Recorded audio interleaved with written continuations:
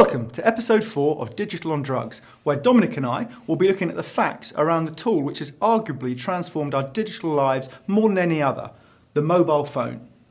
Last week, we saw around 30,000 people descend on Austin, Texas for the annual South by Southwest event, which has opened with a senior executive of Google suggesting that the present and the future is all about mobile. It's estimated by 2014, mobile internet usage will overtake that of the desktop. But while consumer brands are adapting to this opportunity, we'll be looking at how pharma has responded to the proliferation of this channel and what is going on in the healthcare space. I think it's only right that first we clarify the mobile Matt is referring to is the mobile phone and not the tablet. Information on the tablet, and more specifically the iPad in pharma, can be seen in episode 2. Interestingly, Google in the last week has claimed that consumer behaviour on tablets and desktops share increasing similarities. 39 years ago, it was the iconic images of Michael Douglas using the Motorola Dynatac in the film Wall Street back in 1983 that propelled it into our lives. 30 years on from those images, the mobile has come a long way, with the text message being over 20 years old, and the rise of mobile browsing seeing the average smartphone user visiting 24 sites per day. But are doctors utilising the mobile in their professional lives? And what is pharma doing in response to this opportunity to access the physician? Mobile is at the heart of what is driving engagement with the HCPs, with the recent report from Google, partnered with Manhattan Research, Screen to Script, stating that medicine is mobile. Some of the key stats from that report. 84% of HCPs own a smartphone, with that figure rising to over 90% for those under 45 years old, with the younger generation of doctors preferring the iPhone to Android. 56% are using their device to search for clinical or treatment information, with 90% of those taking action as a result of their search. Offset this with information with the fact that only 2 of the top 10 pharma companies have a mobile version of their corporate website, with those bucking the trend being Abbott and Pfizer.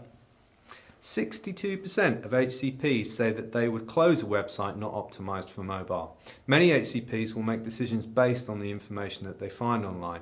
Some information is basic, such as how do I prescribe this drug?